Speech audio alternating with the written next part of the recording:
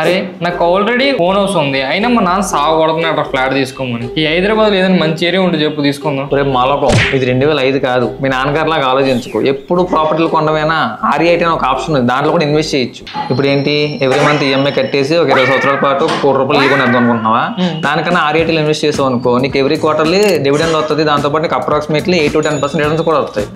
First ఈ RE8 అంటే చెప్పు. అక్కడికే వస్తున్నా.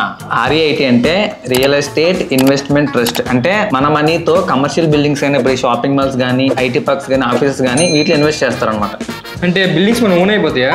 దేవరా అంటాం. పక్కేం కాదు, ఓనర్షిప్ లో షేర్ వస్తుంది అండ్ ప్రాఫిట్ లో డివిడెండ్లు వస్తాయి. ఇప్పుడు మైండ్ స్పేస్ ఉందా, అందులో ఎన్ని కంపెనీస్ ఉన్నాయి, అలాగే సత్వ, నెక్సస్ వీళ్ళందరూ కూడా RE8s అనమాట. అంటే ఇలాంటి కంపెనీస్ లో నువ్వు ఇన్వెస్ట్ చేస్తావు. ఇప్పుడు యాక్సెంచర్, క్యాప్జెమిని, TCS లాంటి IT కంపెనీస్ కి హైదరాబాద్ లో ఉన్న మైండ్ స్పేస్, సత్వ ఇలాంటి IT పార్క్స్ అనేవి రెంట్ కి ఇస్తూ ఉంటారు. ఆ రెంట్ వల్ల నీకు ఇన్కమ్ వస్తుంది. అవునా? అంటే నేను 50,000 ఇన్వెస్ట్ చేశాను, నీకు ఇన్కమ్ వస్తుందా?